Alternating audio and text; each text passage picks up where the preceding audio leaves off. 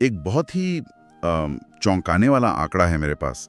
अगर अगर कोई 1993 में कोका कोला के शेयर्स खरीदता और 2020 तक उन्हें होल्ड करता तो उसका पैसा करीब 8 गुना बढ़ जाता है। हाँ, और सुनने में ही सच में बहुत शानदार लगता है, मतलब 8 गुना रिटर्न। बिल्कुल।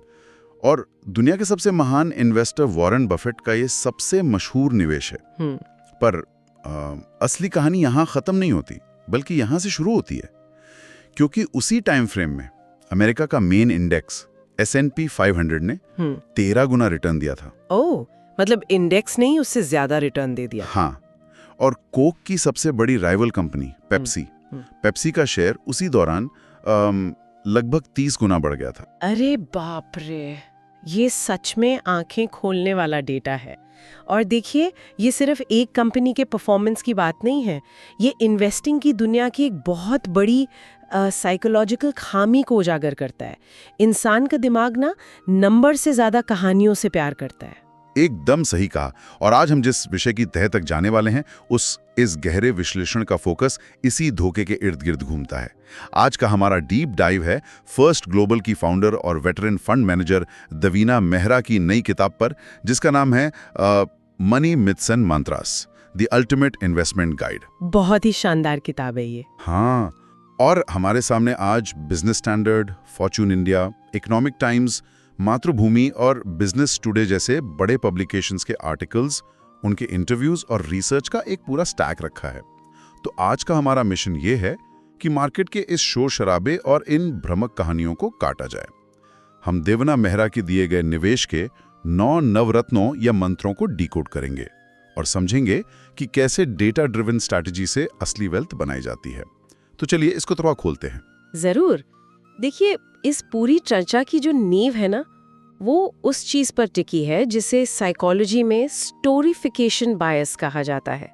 मतलब इंसानी सभ्यता ने हमेशा कहानियों के जरिए ही दुनिया को समझा है, राइट? हाँ, बचपन से ही हमें कहानियां सुनाई जाती हैं। जब कोई कंपनी स्टॉक मार्केट में आती है तो वो एक बहुत ही शानदार कहानी बुनती है, जैसे हमारा प्रोडक्ट तो आकर दुनिया बदल देगा, या हमारा ब्रांड तो हर घर में मौजूद है। और इन्वेस्टर्स उन कहानियों से इमोशनली जुड़ जाते हैं। राइट। पर कड़वा सच ये है कि शेयर बाजार इमोशंस पर नहीं चलता, वो चलता है बैलेंस शीट और डेटा पर। ये तो बिल्कुल वैसा ही हो गया जैसे किसी फिल्म के ट्रेलर और उसकी इमोशनल कहानी से प्यार कर बैठना। किसी को लग सकता है कि फिल्म ब्लॉकबस्टर होगी क्योंकि स्टोरी बहुत दिल छूने वाली है, जबकि असलियत में बॉक्स ऑफिस के टिकट की सेल्स कुछ और ही कहानी बता रही हो। एकदम परफेक्ट एनालॉजी है। पर एक सेकंड, मुझे यहाँ थोड़ा डाउट है। अभी जो हमने वॉरेन बफेट का कोक वाला एग्जाम्पल लिया, हाँ? क्या इतने बड़े दिग्गज इन्वेस्टर्स भी इस स्टोरीफिकेशन के जाल में फंसते हैं? मतलब बफेट तो अपने स्ट्रिक्ट रूल्स के लिए जाने जाते हैं ना। यहाँ जो सबसे दिलचस्प बात है वो ये कि इस जाल से बड़े बड़े दिग्गज भी अछूते नहीं हैं। देवीना मेहरा ने अपनी किताब में इस मिथ को बहुत बेबाकी से तोड़ा है। बफेट असल में कोका कोला की उस कहानी से प्यार कर बैठे थे कि ये एक ऐसा ब्रांड है जिसे कोई हिला नहीं सकता और इसका कैश फ्लो तो हमेशा आता ही रहेगा, जो कि एक टाइम पर सच भी था। हाँ, पर जब दुनिया भर में कंज्यूमर्स का ट्रेंड बदला, लोग ज्यादा चीनी वाले ड्रिंक्स छोड़कर हेल्दी ऑप्शंस की तरफ जाने लगे, ओह, डाइट ड्रिंक्स और जूसेस की तरफ। हाँ, तब भी बफेट ने कोक के शेयर्स नहीं बेचे। कहानी वही रही उनके दिमाग में, लेकिन जमीनी हकीकत का डेटा पूरी तरह बदल चुका था। नतीजा हमने अभी शुरू में देखा ही, पेप्सी ने उन्हें मीलों पीछे छोड़ दिया। वाह, मतलब ये बात थोड़ी गले नहीं उतरती, क्योंकि पूरी दुनिया की नज़र में वॉरेन बफेट की कंपनी बर्कशायर हैथवे तो वैल्यू इन्वेस्टिंग का एक मंदिर है। लोगों को लगता है कि वो बस एक सस्ती अच्छी कंपनी खोजते हैं और उसे खरीदकर दशकों तक भूल जाते हैं। ये जो बाय एंड होल्ड का कॉन्सेप्ट है वो तो उन्हीं के नाम से जुड़ा है। यही तो वो भ्रम है जिसे डेटा पूरी तरह से ध्वस्त कर देता है। किताब में एक बहुत ही डिटेल स्टडी का हवाला दिया गया है। आम धारणा के विपरीत बर्कशायर हैथवे का असली पैसा सिर्फ साधारण वैल्यू स्टॉक्स खरीदने से नहीं आता। उन्होंने बहुत बड़ा मुनाफा डेरिवेटिव्स और स्ट्रक्चर्ड डील्स से कमाया है। एक मिनट, डेरिवेटिव्स और स्ट्रक्चर्ड डील्स, इन्हें थोड़ा आसान भाषा में समझते हैं। ये आखिर काम कैसे करते हैं? हाँ, देखिए, साधारण शेयर खरीदने का मतलब होता है कंपनी में सीधा हिस्सा लेना, लेकिन डेरिवेटिव्स एक तरह के फाइनेंशियल कॉन्ट्रैक्ट्स होते हैं जहां भविष्य की कीमतों पर दांव लगाया जाता है। ये काफी कॉम्प्लेक्स और रिस्की होते हैं। अच्छा, मतलब सीधा शेयर नहीं? बिल्कुल नहीं। और जहां तक स्ट्रक्चर्ड डील्स की बात है तो 2008 के फाइनेंशियल क्राइसिस का एग्जाम्पल लेते हैं। उस टाइम बर्कशायर हैथवे ने गोल्डमैन सैक्स जैसी बड़ी कंपनियों को डूबने से बचाया था। हाँ, वो डील तो बहुत न्यूज में थी ना? पर उसके बदले उन्हें जो स्वीट हार्ट डील्स मिली, यानी जो वीआईपी शर्तें और गारंटीड रिटर्न्स मिले, वो किसी आम इन्वेस्टर के लिए तो मार्केट में मौजूद ही नहीं थे। ओह, तो असल में वो एक आम इंसान की तरह कोई सस्ता शेयर नहीं ढूंढ रहे थे, बल्कि वो एक विशालकाय बैंक या इंश्योरेंस कंपनी की तरह ऑपरेट कर रहे थे, जिसके पास मार्केट को हिलाने की ताकत है। एकदम सही समझे आप। लेकिन उस बाय एंड होल्ड वाले उसूल का क्या वो सच में दशकों तक शेयर्स होल्ड नहीं करते? देखिए, स्टडी का डेटा साफ बताता है कि 2006 से 2015 के बीच बर्कशायर हैथवे ने जो भी स्टॉक्स खरीदे, उनमें से 90% स्टॉक्स उन्होंने 2 साल के भीतर ही बेच दिए। वेट, क्या 90%? सिर्फ 2 साल में? जी हाँ, और करीब 75% स्टॉक्स तो 10 महीने के अंदर ही निकाल दिए गए। तो ये जो खरीदो और दशकों तक भूल जाओ वाली कहानी दुनिया भर में चलाई जाती है, असल में वो एक बहुत बड़ा मिथ है। ये तो पूरा नजरिया ही बदल देता है। मतलब अगर कहानियों पर भरोसा नहीं किया जा सकता और दिग्गज इन्वेस्टर्स का असली फॉर्मूला आम इंसान की पहुंच से बाहर है, तो इन सब का आखिर मतलब क्या है? एक मिडिल क्लास इंसान आखिर अपना पैसा कहाँ लगाए? यही तो सबसे बड़ा सवाल है। क्योंकि अक्सर हम देखते हैं कि आम इंसान 2 ही रास्तों में से कोई एक चुनता है। या तो वो अपनी पूरी जिंदगी की कमाई को एफडी यानी फिक्स्ड डिपॉजिट और प्रोविडेंट फंड में डालकर सोचता है कि पैसा सेफ है, या फिर वो दूसरी एक्सट्रीम पर चला जाता है, रातों रात अमीर बनने के लिए डे ट्रेडिंग शुरू कर देता है। और ये दोनों ही रास्ते बहुत ज्यादा खतरनाक है। सबसे पहले उस सेफ्टी वाले भ्रम की बात करते हैं। दवीना मेहरा ने इस एफडी वाले मिथ को ना मैथ्स के जरिए बहुत ही निर्ममता से तोड़ा है। अच्छा, कैसे? मान लीजिए कोई 30 साल का व्यक्ति है और वो अपने रिटायरमेंट के लिए हर साल 1 लाख रुपए एफडी में डालता है। मान लेते हैं उस पर 5.5% का इंटरेस्ट मिल रहा है। 30 साल बाद उसके पास 75 लाख रुपए इकट्ठे होंगे। अब 75 लाख सुनने में तो काफी बड़ी रकम लगती है। किसी को भी लगेगा कि रिटायरमेंट सेट है। सुनने में जरूर बड़ी लगती है, लेकिन इन्फ्लेशन यानी महंगाई को भी तो ध्यान में रखिए। हर साल चीजें महंगी हो रही हैं। 30 साल बाद उस 75 लाख की परचेजिंग पावर यानी उसकी असली कीमत आज के हिसाब से सिर्फ 20 या 25 लाख के बराबर ही रह जाएगी। ओह, मतलब वो पैसा बढ़ नहीं रहा, बस अपनी वैल्यू बचाने की कोशिश कर रहा है, वो भी ठीक से नहीं। बिल्कुल, रिटायरमेंट के लिए ये बहुत ही कमजोर ढाल है। अब इसके विपरीत देखिए, अगर वही 1 लाख रुपए हर साल एक मल्टी एसेट पोर्टफोलियो में डाले जाते जो करीब 9.5% रिटर्न देता हो, तो 30 साल बाद वो रकम 1,95,00,000 रुपए बन जाती। सीधा 2 गुने से भी ज्यादा। हाँ, और अगर कोई थोड़ा सा और रिस्क लेकर हिस्टोरिकली 12.5% रिटर्न देने वाले इक्विटी पोर्टफोलियो में इन्वेस्ट करे तो कितना होगा? तो वो रकम 3 करोड़ रुपए बन जाएगी, यानी एफडी से पूरे 4 गुना ज्यादा। एफडी असल में एक स्लो पॉइजन की तरह काम करती है, जहां महंगाई धीरे धीरे आपके पैसे की असली वैल्यू को खा जाती है। इंसान को लगता है कि पैसा सेफ है, लेकिन असल में वो हर दिन गरीब हो रहा होता है। ये सच में डराने वाला फैक्ट है। तो अगर एफडी स्लो पॉइजन है, तभी लोग उस दूसरे एक्सट्रीम की तरफ भागते हैं, राइट? शेयर बाजार में डे ट्रेडिंग करना, आज खरीदा शाम को बेचा। और वो रास्ता तो सीधे तबाही की तरफ ले जाता है। सेबी का साफ डेटा पब्लिक डोमेन में है कि डेरिवेटिव्स और डे ट्रेडिंग करने वाले लगभग 90% लोग अपना पैसा गंवाते हैं। देवीना ने किताब में दिवंगत राकेश झुनझुनवाला जी का एक बहुत शानदार एग्जाम्पल दिया है। हाँ, उन्हें तो इंडिया का वॉरेन बफेट कहा जाता था। बिल्कुल, पर लोगों को लगता है कि उनकी ताकत ये थी कि वो हर रोज सही शेयर चुनते थे, जबकि उनकी असली सुपर पावर ये थी कि वो मार्केट के लंपी रिटर्न्स के कॉन्सेप्ट को बहुत गहराई से समझते थे। लंपी रिटर्न्स, इसका क्या मतलब हुआ? रिटर्न्स तो रिटर्न्स होते हैं, ये लंपी यानी असमान कैसे होते हैं? देखिए, इसका मतलब ये है कि शेयर बाजार किसी कॉर्पोरेट जॉब की तरह हर महीने एक फिक्स सैलरी नहीं देता। इसका रिटर्न एक साथ अचानक से आता है, लम्स में। हिस्टोरिकल डेटा बताता है कि 1994 से लेकर 2003 तक पूरे 9 सालों के लिए सेंसेक्स ने नेट रिटर्न के नाम पर 0 दिया था। 0? 9 साल तक मार्केट वहीं का वहीं था? जी हाँ, कोई कमाई नहीं हुई। पर आम इंसान तो 2-3 साल में ही घबरा पर अपना पूरा पैसा निकाल लेगा कि यार ये मार्केट तो काम ही नहीं करता। और यही सबसे बड़ी गलती होती है। क्योंकि उन 9 सालों के भारी सूखे के बाद अगले सिर्फ 4 सालों के अंदर सेंसेक्स 6 गुना बढ़ गया। बाप रे, 4 साल में 6 गुना? हाँ, तो अगर कोई उन 9 सालों की निराशा में मार्केट से बाहर निकल जाता तो वो उस गोल्डन विंडो को पूरी तरह मिस कर देता।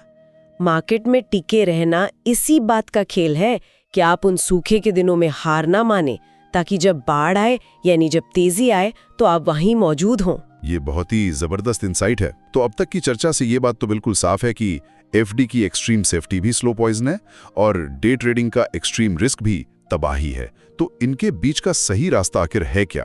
वहीं पर किताब के वो नियम काम आते हैं। हाँ, देवीना मेहरा के वो 9 मंत्रा। अगर हम इन मंत्रों को अपनी रोजमर्रा की जिंदगी से जोड़ें तो मुझे ये थोड़ा क्रिकेट खेलने जैसा लगता है। जैसे क्या हमें हर बॉल पर छक्का मारने की कोशिश करनी चाहिए या सिंगल डबल लेकर एक लंबी पारी खेलनी चाहिए?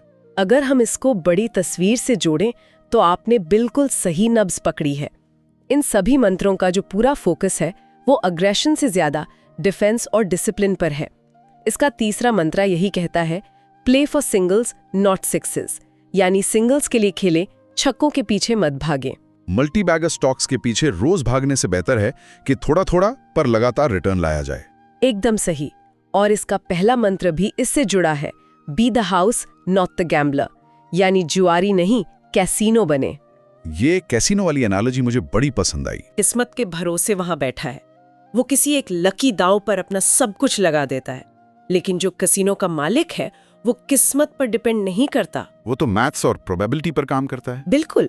उसे पता है कि अगर खेल लंबा चला तो मैथमेटिकली जीत उसी की होगी। तो इसको हम एक्चुअल इन्वेस्टिंग में कैसे अप्लाई कर सकते हैं? किसी एक शेयर पर अपना पूरा कैपिटल लगा देना वो जुआरी बनना है, लेकिन एक बड़ा डाइवर्सिफाइड पोर्टफोलियो बनाना जहां रिस्क स्प्रेड आउट हो, वो कैसीनो का मालिक बनना है।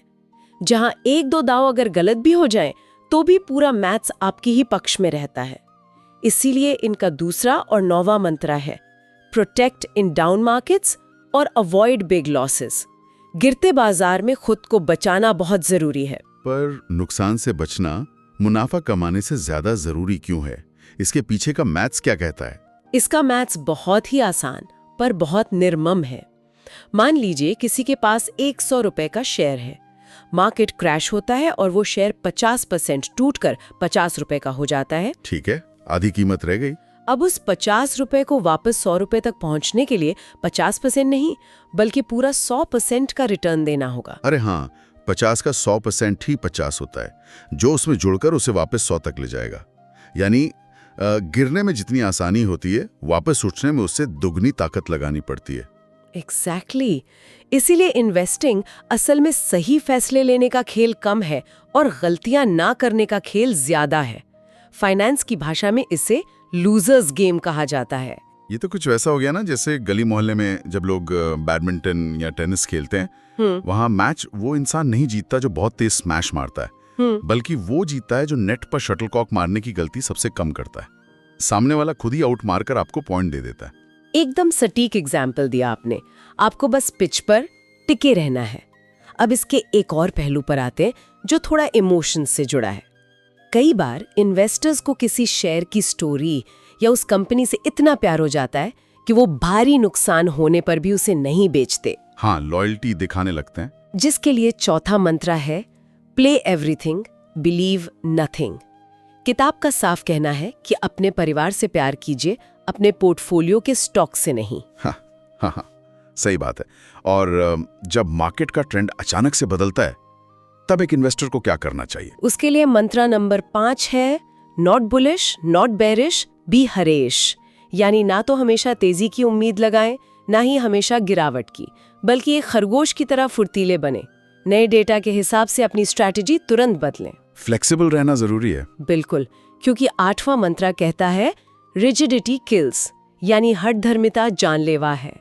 जैसे इंसान के ब्लड वेसल्स का सख्त होना हार्ट अटैक का कारण बनता है, वैसे ही पोर्टफोलियो में अगर लचीलापन नहीं है तो वो उसे बर्बाद कर देगा। एक और चीज मैंने नोटिस की है, एक ट्रेंड बहुत दिखता है आजकल। जैसे कोई थीम या सेक्टर अचानक बहुत पॉपुलर हो जाता है और हर कोई बस उसी में पैसा लगाने भागता है। जैसे बीच में ईवीज का क्रेज था। हाँ, और इसके लिए भी एक मंत्र है, great trades are like buses. बेहतरीन ट्रेड्स ना बस की तरह होते हैं। अगर एक बस छूट गई है तो उसके पीछे भागने का कोई मतलब नहीं है। हमेशा एक नई बस आएगी, एक नया मौका मिलेगा। जो चीज पहले ही काफी महंगी हो चुकी है उसमें अब सिर्फ गिरने का रिस्क बचा है। सही कहा। और इन सभी मंत्रों का जो आधार है, जहां से हमने बात शुरू की थी, वो है मंत्र नंबर 7, नो स्टोरिफिकेशन जस्ट डेटाफिकेशन। कहानियों को भूल जाइए, सिर्फ और सिर्फ डेटा पर भरोसा कीजिए। यहाँ बात सच में बहुत दिलचस्प हो जाती है। देखिए, ये समझना आसान है कि हमें डेटा पर फोकस करना चाहिए और इमोशन से दूर रहना चाहिए, लेकिन आज की इस कॉम्प्लेक्स दुनिया में जहां हर सेकंड ढेरों न्यूज़ और लाखों डेटा पॉइंट्स आते हैं, वहां कोई आम इंसान इसको इम्प्लीमेंट कैसे करता है? और एक और सवाल, इंडिया जैसी इतनी तेजी से बढ़ती इकोनॉमी में क्या किसी इन्वेस्टर को बाहर के मार्केट्स में देखने की जरूरत भी है? ये एक बहुत बड़ा भ्रम है लोगों में कि सिर्फ एक बढ़ती हुई इकोनॉमी में अपना पूरा पैसा लगा देना काफ़ी है। देवीना मेहरा इसे अपने SCCRs के कॉन्सेप्ट से समझाती हैं। SCCR, इसका क्या मतलब है? इसका फुल फॉर्म है single country, single currency, single asset risk. यानी अपना सारा कैपिटल सिर्फ एक ही देश, एक ही करेंसी और एक ही एसेट में रखने का रिस्क। पर इंडिया की इकोनॉमी तो काफी स्ट्रांग है ना, उसमें क्या खतरा हो सकता है? खतरा इस बात का है कि ग्लोबल स्केल पर कुछ भी अप्रत्याशित यानी अनएक्सपेक्टेड हो सकता है। 1997 और 98 के ईस्ट एशियन क्राइसिस का एग्जाम्पल ले लीजिए। उस वक्त साउथ कोरिया और थाईलैंड जैसे देशों की इकोनॉमीज दुनिया की सबसे स्ट्रांग और फास्ट ग्रोइंग मानी जाती थी। हाँ, उन्हें तो एशियन टाइगर्स कहा जाता था। बिल्कुल, लेकिन जब क्राइसिस आया तो उनके मार्केट्स एक ही झटके में 50 से 90% तक साफ हो गए। स्ट्रांग इकोनॉमी होने के बावजूद इन्वेस्टर्स का पूरा पैसा डूब गया। बाप रे, 90% गिरने का मतलब है किसी की पूरी लाइफ की सेविंग्स एक झटके में गायब। हाँ, और इसके अलावा एक और बहुत बड़ा रिस्क है करेंसी डेप्रिसिएशन का, यानी मुद्रा की कीमत गिरना। देवीना अपनी किताब में याद दिलाती हैं कि जब उन्होंने अपना करियर शुरू किया था तब एक $1 की कीमत लगभग 12 रुपए हुआ करती थी। 12 रुपए? हाँ, और आज वो 89 रुपए यानी 89 के करीब पहुंच चुकी है। तो इसका एक आम investor per day to day में क्या असर पड़ता है? बहुत असर पड़ता है। मान लीजिए आपको भविष्य में अपने बच्चे को पढ़ाई के लिए विदेश भेजना है, या बाहर घूमने जाना है, या फिर इम्पोर्टेड फोन और लैपटॉप ही खरीदने हैं। रुपए की वैल्यू गिरने से ये सारी चीजें लगातार महंगी हो रही हैं। अगर आपका सारा इन्वेस्टमेंट सिर्फ रुपए में है तो ग्लोबल लेवल पर आपकी जो परचेजिंग पावर है वो लगातार कम हो रही है। तो फिर इस रिस्क को कवर करने का सलूशन क्या दिया है उन्होंने? किताब का क्लियर सजेशन है कि किसी भी पोर्टफोलियो का कम से कम 30% हिस्सा फॉरेन एसेट्स यानी ग्लोबल मार्केट्स में होना चाहिए। आपको अपना पैसा सिर्फ देश में ही नहीं, दुनिया भर के अलग अलग एसेट क्लासेस में फैलाना चाहिए।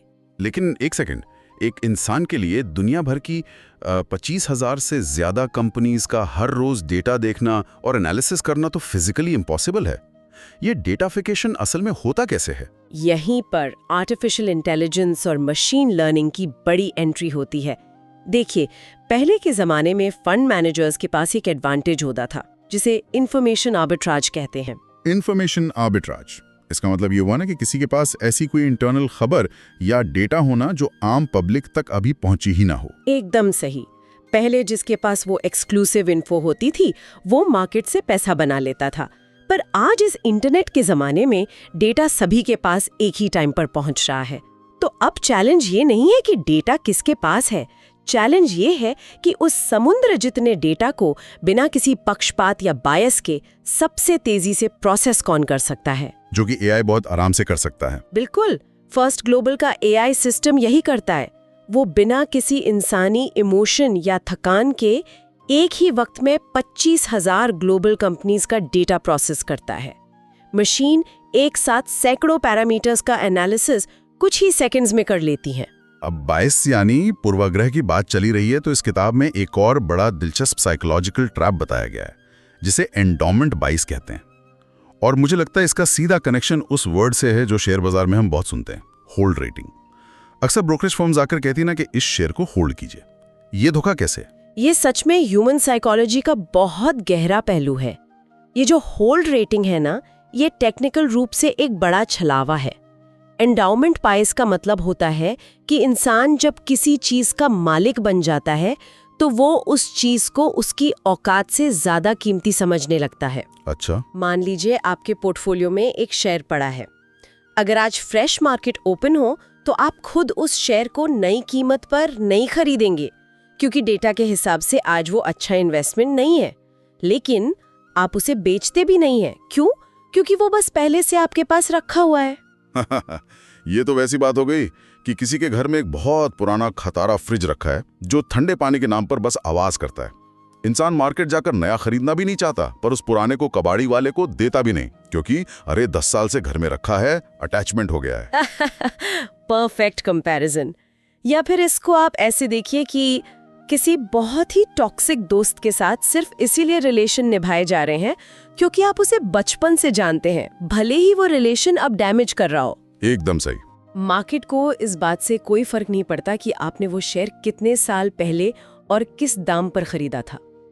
अगर आज उस पैसे को वहां से निकालकर किसी और बेहतर जगह लगाने से ज्यादा मुनाफा हो सकता है, तो उस पुराने शेयर से चिपके रहना, उसे होल्ड करके बैठे रहना एक फाइनेंशियल बेवकूफ़ी है। देवीना का यही मानना है कि हर नया दिन एक नया फैसला होता है। यानी या तो बाय है या सेल है। एग्जैक्टली। या तो वो शेयर आज बाय करने लायक है या फिर सेल करने लायक। ये जो बीच का वर्ड है होल्ड, ये असल में सिर्फ अपनी पुरानी गलतियों को गले लगाए रखने का एक बहाना मात्र है। ये आज के इस पूरे डीप डाइव का सबसे बड़ा और शानदार टेक अवे है। और अगर हम आज के इस पूरी चर्चा के सारे धागों को एक साथ जोड़ें तो कुछ बातें बिल्कुल शीशे की तरह साफ नजर आती हैं। पहली तो ये कि इन्वेस्टमेंट की इस भीड़-भाड़ वाली दुनिया में अपने फीलिंग्स और उन कहानियों को दरवाजे के बाहर ही छोड़ देना चाहिए। और दूसरी ये कि वॉरेन बफेट जैसे दिग्गजों के बारे में जो स्टोरीज पब्लिक में घूमती हैं वो अक्सर आधी सच्चाई होती हैं। इसीलिए ब्लाइंडली किसी को फॉलो करने के बजाय डेटा पर ध्यान देना जरूरी है। और तीसरी बात ये कि मार्केट में सेफ्टी का जो भ्रम है वो अक्सर सबसे बड़ा रिस्क बन जाता है। जैसा कि हमने देखा कि ग्लोबल डाइवर्सिफाइड पोर्टफोलियो का होना कितना जरूरी है ताकि SCRS वाले सिंगल पॉइंट फेलियर से बचा जा सके। इमोशंस में बहकर किसी एक सिंगल स्टॉक पर दाव लगाने वाले जुआरी मत बनिए, बल्कि कसीनो की तरह प्रोबेबिलिटी और मैथ्स पर अपना विश्वास रखिए। बिल्कुल।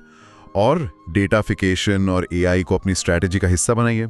ये एक बहुत जरूरी सवाल खड़ा करता है। कैसा सवाल? देखिए, किताब में साफ बताया गया है कि AI और मशीन लर्निंग इंसानी बायस को पूरी तरह हटाकर हजारों कंपनियों का डेटा पलक झपकते ही पढ़ सकते हैं। लेकिन इसमें एक छोटा सा कैच है। मशीनें चाहे जितनी भी एडवांस हो जाएं, वो काम तो सिर्फ और सिर्फ हिस्टोरिकल डेटा पर ही करती हैं ना। हाँ, पिछले ट्रेंड्स को एनालाइज करके। देवीना मेहरा खुद इस बात को मानती हैं कि दुनिया में जब कोई ग्लोबली नई आफत आती है, जैसे कोई नई महामारी, अचानक छिड़ने वाला कोई बड़ा युद्ध, या जिसे फाइनेंस में ब्लैक स्वॉन इवेंट कहते हैं, ऐसी तबाही को मशीनें एडवांस में नहीं भांप सकती। उनका सारा हिस्टोरिकल डेटा वहां फेल हो जाता है, क्योंकि वैसा पहले कभी हुआ ही नहीं होता। ये वाकई एक बहुत बड़ा विरोधाभास है, मतलब पैराडॉक्स है। जैसे जैसे ये पूरी फाइनेंशियल दुनिया और इन्वेस्टमेंट के सारे टूल्स AI और मशीन्स पर डिपेंड होते जा रहे हैं, हम डेलिबरेटली इंसानी इमोशंस को सिस्टम से बाहर निकाल रहे हैं। लेकिन क्या ये पॉसिबल नहीं है कि आने वाले वक्त में जब कोई अचानक से ऐसा नया संकट आए जिसका पास्ट में कोई रिकॉर्ड ही नहीं है, तब उस अनप्रेसिडेंटेड तबाही से बचने के लिए हमारी सबसे बड़ी ढाल वही इंसानी अंतर्ज्ञान यानी ह्यूमन इंट्यूशन और कॉमन सेंस साबित हो? वही इंट्यूशन जिसे आज हम डेटा के नाम पर लगातार सिस्टम से बाहर निकालने की कोशिश कर रहे हैं। ये सच में सोचने वाली बात है। ये एक ऐसा सवाल है जो सीधा टेक्नोलॉजी और इकोनॉमिक्स के चौराहे पर खड़ा है। डेटा और ये 9 मंत्र हमें डेफिनेटली एक लंबी रेस का घोड़ा बनाते हैं, पर भविष्य के उन अज्ञात तूफानों में क्या वाकई इंसानी दिमाग की जगह कोई मशीन ले पाएगी? ये किसी को भी सोचने पर मजबूर कर देगा।